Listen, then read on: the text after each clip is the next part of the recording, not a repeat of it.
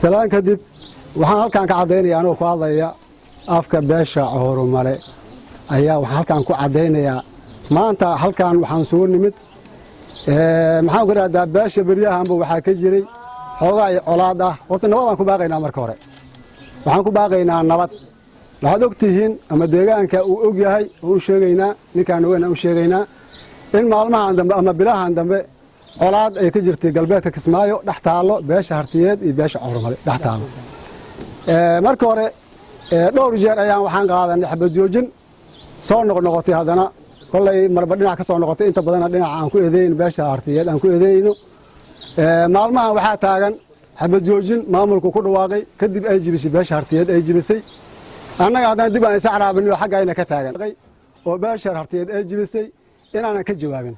taasi waa mid aan isla qaadanay wax garadka beesha Coormale isla qaadanay haddana waxaan ugu baaqayaa in ballanteeni iyo go'aankeeni halkiisii inuu ahaado ayaan ugu baaqayaa tan xigta waxaan halkan ka cadaynayaa wax halkan soo yimid ragga iyo dumarka iyo wax garadka meeshan soo yimid iyo ugaasada iyo salaadiinta waa beesha Coormale way beesha Coormale waa geed oo maxaa ku raaddaa meel ka baxay way ma aha saaqsaaq geedkan waa geed hindi geed hindiga ma aha saaqsaaq ma aha geed hindi way geed hindiga haddii la yiraahdo saaqsaaqa maanta laga dhigaa ka warama iftilada ay leedahay war annagu ma nin saaqsaaq beel la yiraahdo beesha Coormale ayaa nahay degta gobolada Soomaaliya intooda badan degto caamna ah waxaan u sheegaynaa dadweynaha iyo inta maqlaysa ama fiirsanaysa waxaan u sheegayaa inay beesha Coormale ay tahay beel aan saaqsaaq ahayn geed meel ka baxay ah oo maxaan ku raaddaa magaceeda la yiraahdo Coormale magaceeda la yiraahdo intaasaan u cadaynayaa waxyaalaha maxaan ku raaddaa maalmahan wareeganayay oo maxaan ku raaddaa munaasabka aan lahayn wax loo dhan yahay maaha wax loo dhan yahay maaha wax garadka beesha ay u dhantahay maaha waa wax dad macnaha yaroo laab ku tirisa oo laab la ka sameeyay wax u gaar ah waay taasna kollay waa dad khaldami aan leeyahay dad khaldami oo beesha ka dhashay ku abtirsada laakiin khaldami way insha Allah taala ayagana waxaan filayaa in ay khaladkoodii ka soo noqon doonaan ayaan filayaa laakiin waxaan halkan ka cadaynayaa mar koowaad mar labaad mar saddexaad waxaan ka cadaynayaa inay beesha Coormale tahay beel weyn Soomaaliyeed kamid ah beelaha Soomaaliyeed kamid ah magaceeda la yiraahdo Coormale maxaan ku raahdaa degta gobolada Soomaaliyeed intooda badan degto maxaan ku raahdaa hadda markii laga soo qaado jubooyinka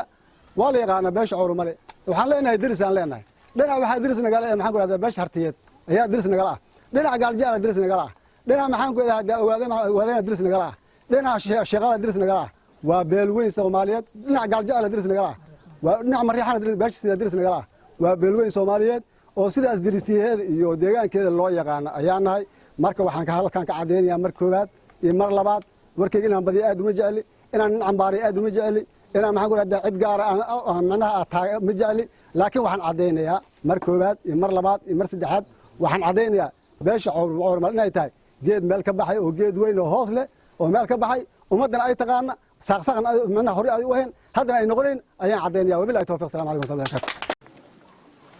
بعد السلام halkan waxaa ku fadhiya maanta aan ku joognaa beesha Coormale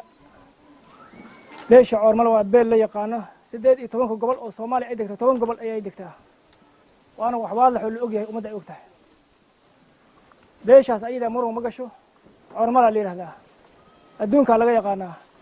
dadka abtirsiinadiisa lagu marmo anaga waxaan tixgelinaynaa beelaha deegaanka nala oo mariixaan uu ku jiro oo ogaadeen ku jiro oo gaaljacal ku jiro oo alxamdulillah biimaal ku jiro dar ku jirto oo harti ku jirto intaas ayaa alxamdulillah rabbil caalamiin cadayna inay deegaan nala yihiin oo nala degan yihiin Coormalena qabiil la yaqaan uu yahay waxyaabaha maalmaha saxaafadda ku cusub oo maqleena oo la soo bandhigayo waa wax shay fiican ma aha waxaan ka berinahay waay Coormale arrintaas waa ka madax bannaan yahay shakhsiyaal oo siyaasad ay keentay ayaa hawshaas wado إن شاء الله لو من دول قاعد دون شخصيات كأيك وحي سميان وأنا لقى في رصدنا إن شاء الله قبيل كوكتشف دونا قبيل كان وحوي قبيل عرمله ليها وقاس كيس وحليها وقاس حسن شيخ إبراهيم الليها سلطان الأوجي هاي وقبيل كأسله هو حسن شيخ إبراهيم كان قرنين واكن كان أنت في الدنيا أسكت كذا شيء في الدنيا حلو مرمو كرما وحا وأوجد رحماتك سوقيب قلي قبيلك وأودنيا ما تمجين مدح واجوكان وحكم كان مجران وحن حاران تنمين أنا دتك الحمد لله أنا أبتر أنا قال لها النصارى ما أقولين ما نقعد دونا إن شاء الله تعالى عرملنا هاي coormala aan nahay coormala yaad ka tihi haddii nala yidhaah oo addoon ilaahayaan ka nahay ilaahayaan aana abuurtay allihii addoonka u nahay yaan aqoonsannahay asagana waana yaqaana ilahay asagana waana yaqaana anagana waa naqaanaa islaamaanu nahay arrintaas marka insha allahu ha laga waantooba dadka oo dhaliishaas jeedinaaye oo arrimahaas baxsinaayo baarbaaraya ha ka waantoobeena coormala waa coormala ibraahim baa la yidhaahdaa soomaalida gobollada degtaas ka mid yahay waxaan u sheegaynaa ninkay coormala deeqa waysay iimaanka allaha geliyey intaasaan leenahay coormala waa qabiil sumud leh saldano leh madax leh insha allah culamaa udiin leh qabiil intii laga rabay ilaa waa intaas ninkay deeqa waysay waxaan leenahay iimaanka allaha geliy inta iyada ha deeqda inta kale insha allahu tacaala halkan waxaan ku caddaynanaa inuu coormalo yahay qabiil lagu murmur uu ahayn waxa maalmaha saxaafadda ku jirina xaaraam ay yihiin ay xalaal ahayn asalaamu calaykum waraxmatullahi wabarakaatu waxaa maanta isooga kaga keenay oon ka hadlayno waxaa waaye wixii daraata ka dhacay magaaladan waxaasi oo aad u dhibaysanay oo wax fool xun ahaa oo wax wanaagsan aan ahayn oo wax laga xishoodo ahaa waxaa maanta halkaana keenay waxaas way ma ahayn bahda reer coormale sidaad ku ogtihiin dad saxaafadda mar walba ka hadlo oo saxaafadaha dadka taagan ma ahayn laakiin wixii daraata dhacay oo fool xumada lahaa oo dadka nasiibka darsaday dad dhur darsaday ayaa loo yaqaanaa dadka dhur darsaday ay ku dhaqaaqeen waxaas waay waxaan ka xunnahay maanta ummadda soomaaliyeed iyo beesha coormala wixii gobolkan jooga wixii meel kale joogaba dhammaan waxaan u sheegaynaa waxay daraatay inay wax shirki ahaayeen agna maxaan ku idhahdaa ka soo horjeedno agna diidaneen raallina aan ka ahayn niman yaroo jaq lala galay oo un barnaamij siyaasadeed loo isticmaalay aqligoodana asgeey ay tahay ayagana waxaan leenahay allah soo hanuuniyo qabiilkooda allah tuso dadkooda allah tuso awoodda ay leeyihiin allah tuso kismaayo awoodda iyo caqliga iyo maskaxda iyo dadka qabiilka degan ilaahay ha tusiyo allah soo hanuuniyaan leenahay waxaa kaloona la hadlayaa beesha warsangeli war beesha warsangeliyey ilaahay ka baq annaga cirdigiinna iyo sharafkiinna inaan ku xidgudubno ma doonayno beel soomaaliyeed oo beel weyn ah oo maxaan ku idhahdaa la aqaano oo caam aha tihiin haddaan cirdigiinna iyo sharafkiinna inaan ku xidgudba aan doonayno waxaad samayseen wax u eegaan samayn lahayn waana samayn karnaa ilaahay uga baqa waxaad samaynaysaan dad soomaaliyeed daris oo walaalahan aha tihiin idinka idinma nihin xaqiiqaan idin sheegaynaa annagu waxaan nahay coormala harti ma nihin haddaan sheegaynaaba ma nihin harti warsangeli waa harti ma nihin annaga hartina ilaahay waktigiisa un laabtaynu isu soo duma doonaba hadda laabtaynu ay kala fogaatay waxayd og tihiin oo foolxumada lahaa oo wuxuushnimada ahaa oo layaab kale ayaa dhulkan ka dhacay cidduu labana way og tahay hartiga waxaan ka rajaynaynaa insha allahu laabtaynu inas ilaahay isu soo dumo dad dariskayna waay walaalahan waay muddaan wada deganayni weligan wax haddana dhex yeelana ma dhex maran laabtayna allah isu soo dumo laakiin waxaan idin caddaynaynaa ummadda soomaaliyeed meel kastood joogtiin annagu inaanu warsangeli ahayn coormala ang nahay dadka waa ma degan ang nahay dadka waa ma weliba awoodda iyo dhaqaalaha ku haysta ang nahay wax yar oo daciifin ah oo sandareerto ah uma baahnan war ilaahay ugu baqa waxaa reer warsangeli waxaad ku dhaqmaysaan ilaahay ugu baqa waxaad ku dhaqaysmaysaan wax foolxumo leh waay annaga idama caayayno waxyaabaha idinka aad samaynaysiin ma samaynayno dhaqanka isaga waxaan jeclaan lahayn inaad wax ka beddeshaan haddaad ka beddeli waysaan insha allahu haddee waktigeeda yeelan doontaa insha allah waana ka wada hadla doonaa haddana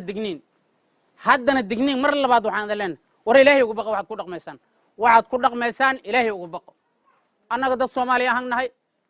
haddaad dhib qabtaan noo imaada walaalayaal waxaan idinkaga baahnay indhaha laakiin annagaad na tihin annaga warsangeli ma nihin coormalaan nahay ma nihin warsangeli coormalaan nahay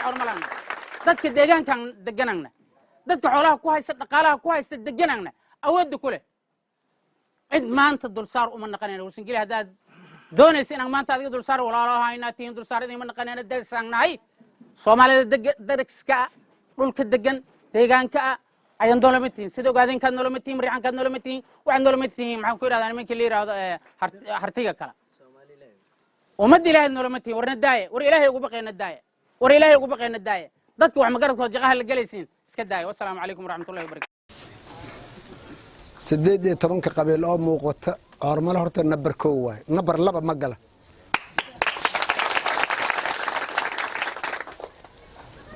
meeshaan ii dhoobley iyo kismaayo dhexdooda nafka jooga iyo qoriga jooga iyo wiilka joogana isaga waay saaki ilaahay ma ogi bani aadamna magan uma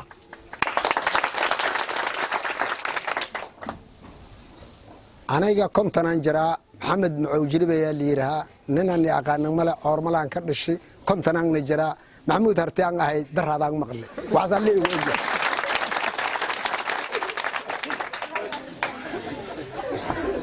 hal qodobaan islaamka deriska nale oo colaadana dhex martay oo beer doqoneed waa la leexiyaa ay wax naga leexsameen oon deriska nahay oon walaalaha nahay waxaan u sheegaa waxaan kala mudnayn ay nagula kaceen waxaan rubaddaa ina loo quuri karin ay nagu kaceen madax gaaba ay la kulmeen masaakiina ay wateen ninacay gacanta u saareen waa nagu xadgudbeen waxna qabtana ma ahan wax qabiil qaban karana ma ahan waxaad rubadaada harti ay u ogolaan laheen rubadda adi aad leedahay harti waxay u ogolaan laheen inaan rubadaayn ay u ogolaato waa kacogna salli ciifnimo leh oon derisnimada ku fiicneen ehelnimada aan ku fiicneen sharaf dhaca qabiilkana aan ayakana ay mudnaan annakana aan mudnayn ay nagula kaceen waxaan leeyahay taas ilaahayga subxaanahu wa tacaala ayaa ugu tawba keeneena waa ku dembaabeen aan dhihi karaa intaas waxaa ii dheer meeshaan waxaa jooga coormala bah iyo boqor ugaasii indheergarad culimo awdiin ganacsigiisa gabdhihiisa waxgaradkiisa maanta wax isku kulinsiyahay geedka luuq in la galana waa laga roy bannaankaa ninkii imaadi waaya coormala ma ahan baan aan laisu sheegay waa kan ugaaska coormala suudaan yaraan kusoo dhaweynaa marka raalliga ahaada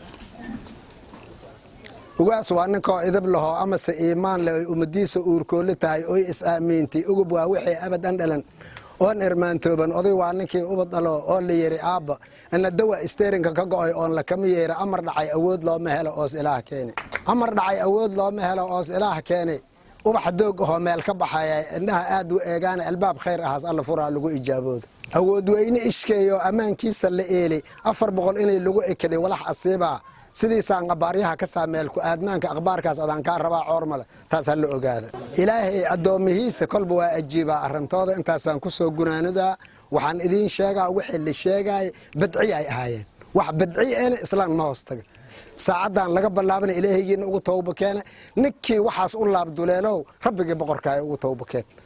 maxaa yeelaya 3 qodobaa dad lagu raacaa saddexdiiba ma ah bal u fiirsada 3 qodobaa dadka lagu raacaa ma ah maal uma gelan oo uma xelin adduunyada waxaa looga nacab yahay fariire iyo faqiirtanimo tan kale waxaa looga nacab yahay cadaab 3daas qodobaa adduunka looga nacab yahay 3diiba saaki meelaad ugu samata baxaysa male waxaad ku aadiyaan ninkii wixii isku aaday ninkii meeshaas aaday wixii isku aaday ana haddaba meel kuma hay nin kaamera ka hadlaana u jeeday abtir loo sheegayo gadaashiisa fiirinays nin war u sheegayo maanu kaamera aan u jeed waxaas kale nasabnimo ka bax waay waxa beeca lagu keengnamo waay caada qaatanimo waay wax rubada bani aadanka ay ogolaan karta ma ahan ehelkaaynow intaas waxaad ogaanaysiin waxaan idiin quurinaad noo quurteen tan iyada ilaahay ugu tawba keena waxaan salaamayaa beelweynta coormale meel kastoo ii joogto waxaa kaloo salaamayaa bahda saxaafadda waxaan halkaan ku caddaynaynaa annagoo bah iyo boqor iskugu nimid halkaan waxaan ku caddaynaynaa in coormale uu yahay qabiil lafweynah laandheera la yaqaano soomaaliyeed degana gobollada soomaaliyeed iyo gobollada dowladaha deriskana ah ee jaarkan la dhammaanba degan in ay noqon karin wax dulsaar ah ama maxaan ku yidhahdaa qabiil kale iyo lagu sifeeyo wax noocaas uusan noqon karin waana cambaarina waana kuxunay waana kasoo horjeedna barnaamijka isaga ah coormalo waa coormalo waa qabiil soomaaliyeed oo lafweyn oo la yaqaano marka ma rabo in aan sii dheereeyo hadalleeda wax noocaasan kusii dheeraado ma rabo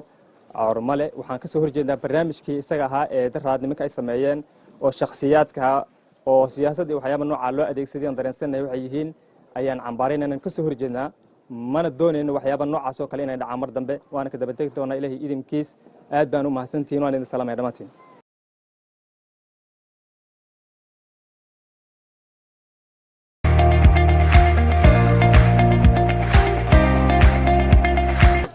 بسم الله الرحمن الرحيم الحمد لله رب العالمين علماء الدينك قررك هوينك dhalinyarada bahda saxaafadda waxaan idinku salaamayaa salaanta islaamka assalaamu calaykum waraxmatullaahi wabarakaatu salaan kadib wixii ma aragtay u ahaa war saxaafadeedkan ujeedadiisa ahayd odayaasha dhaqanka ka wada hadlay insha Allah saad maqlayseen waaye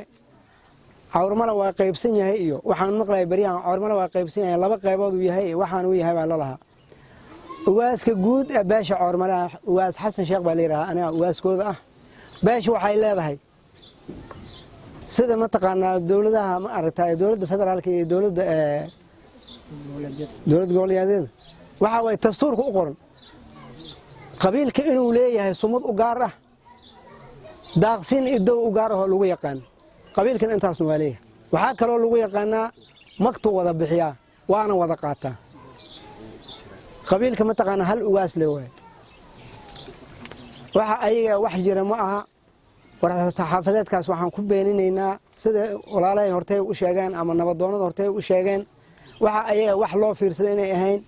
dad mataqaanaa siyaasad ay saxun u gashay ay ahaayeen waxa ayaga inay been yihiin aan caddaynayna waxaan kaloo mataqaanaa u sheegaa ummadda deegaanka galbeedka Kismaayo dagaallo xun baa ka dhacay dhibaato badan baa laga soo maray dadka aan deriskana waxaan ugu baaqayaa in nabad lagu soo dabaalo dagaal wiil baa ku dhintay wiil kuma dhasho inta hadda xasuuqantay dhiigga faraha badan oo daatay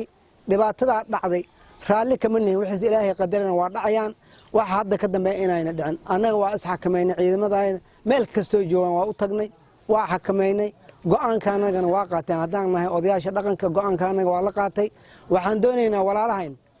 waxa weeye intaan ka badan waxa weeye dhibaato ay leedahay in mataqaanaa dagaalka la soo afjaro heshiis nabadeed la qaato waxaan u mahadcelinayaa culamaa u diinkii safarkii ugu horeeyay ee bishii Maarso kuleelkeeda aad ogtihiin duurka saaxday oonka mataqaanaa ku lugeeyay lugahooda baxeen ee ma aragtay nabadda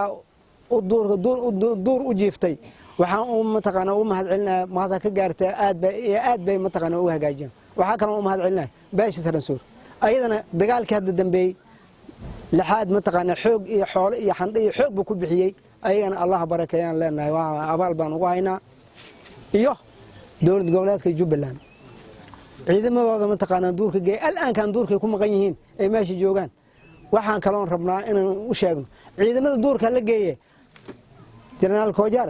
iyo madaxweyne ku-xigeenka ahna si hayaa madaxweynaha ballanta ay galeen iyo gudoomiyaha baarlamaanka ballanta ay qaadeen waxaan doonaynaa inay ka dhabeeyaan xabad joojintii mataqaanaa sansa shuruud la'aanteeda sheegeen xabad joojintii walaalahay naajibi dhibaato badan baa dhacday dad reeyid oo iska socdo mataqaanaa xoolo la jira inta isku xirxiray baa la dilay waxay ballantu ahayd in la keeno dadka la soo qabta hadaan la waayana aan dhan laga wada maray ahayd ma sida ayada uma ayna fulin nabadoonkii ugu horeeyay baa sheegay taas waxaan ugu noqnoqday wax aad noogu taagan oo musmaar aad noogu taagan bay noqotay waa soo dhaweynaynaa dawladda ama wiirteeda waa qaadanay laakiin sida ayada ay ahayd inay u fuliso saasaan doonaynaa waa mahadsantihiin wabillahi tawfiiq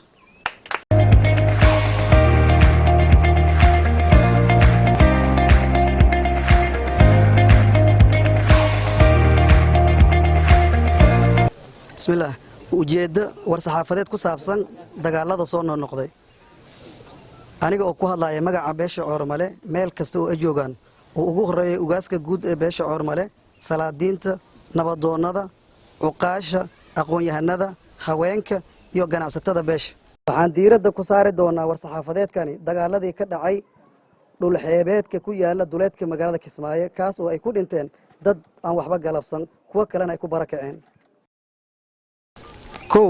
ugu horreyn waxaan ku baaqaynaa nabad waarta in la qaato dadkaasi walaalaha ahina dagaalkooda lagu bedelo nabad iyo heshiis waara ayada oo la waafajinaya shariicada islaamka lambar 2 waxaan halkan mahadnaq ballaaran ugu diraynaa odayaashii culamo u diinkii sharafta badnaa ee beelaha Saransuur ee u istaagay inay nabadeeyaan joojiyaan colaadii soo noqnoqotay ee beesha Coormale iyo beelaha harti waxaan sidoo kale cadaynaynaa in beesha harti ay heshiiskii jabisay ballantana kaga baxday muddo 3 jeer ah oo aan heshinay taas oo ay dileen dad shacab ah kuwaas oo loo sheegay in nabadii la qaatay oo la heshiyay xasuusin waxaan odayaasha sharafta leh ee beelaha Saransuur culama u diinka iyo dowlad goboleedka Jubbaland oo qayb ka ah xabad joojinta la kala dhex dhigay beesha Coormale iyo beelaha harti xabad joojintaas oo ku salaysnayd in beesha Coormale xakamayso ciidamadeeda ku sugan goobaha miyiga ah ee la isku horfadhiyay beelaha hartina looga fadhiyay inay keenaan gacan ku dhiiglayaashii xabad joojinta kadib geystay dilkii foosha xumaa. lambarka labaad, sida uu ku baaqay taliyaha daraawiishta dowlad goboleedka Jubbaland Aadan Goojaar, ciddii jibisa xabad joojintaasi in hal dhinac laga marayo, hadalkaas oo u muuqda mid aan fulin ama dhicisoobay.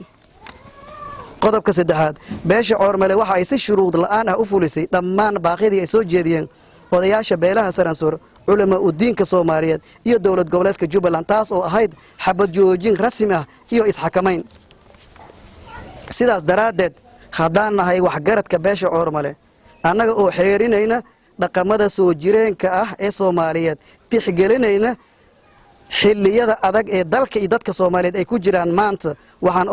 odayaasha beelaha Saransoor, culama u diinka Soomaaliyeed oo arrintaani xog ogaal iyo garwadeenba ka ahaa iyo dowlad goboleedka Jubbaland ka codsanaynaa inay sida ugu dhaqsiyaha badan ay bixiyaan jawaabtii soo afjari lahayd colaadii soo noqnoqotay ee labada beelood, taas oo ah inay keenaan gacan ku dhiiglayaashii. beenin,